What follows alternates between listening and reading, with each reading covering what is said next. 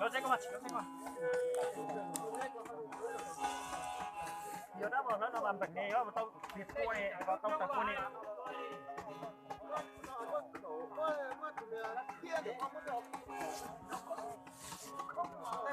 Mưa đã chịu cua ba, mưa cua ba này.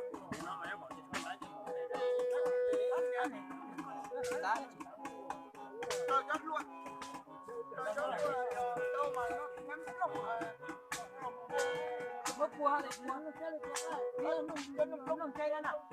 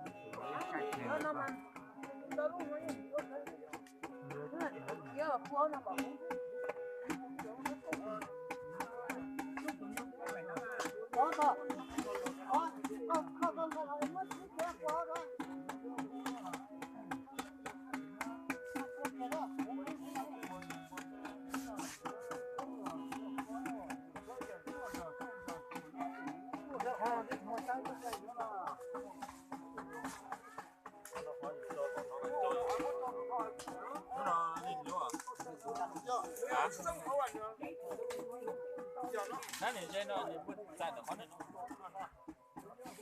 Cái này trồng cá thác thế rồi. Thế thì chỉ ra không nào. Cái này không ai đến. Đã trồng nách qua. Cái nó muốn trồng nó không nó mà. Muốn thấy có thế. Đấy hả? Muốn thấy nào.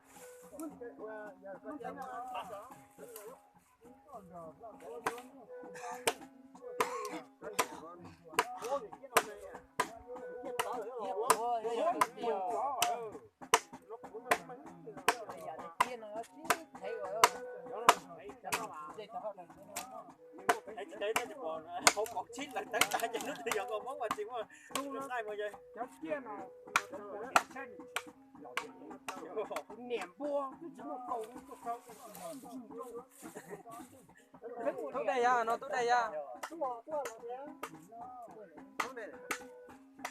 có chỉ tập thế rồi đấy. Đi, đấy mà ốc cả đây tuần tú nhưng mà hai đứa. Không nó chỉ có Cao nữa. ở đó mua đây hai nó Lâu nè.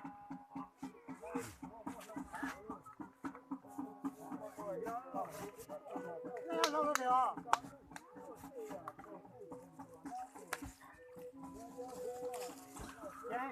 Tôi hái cho lâu tôi.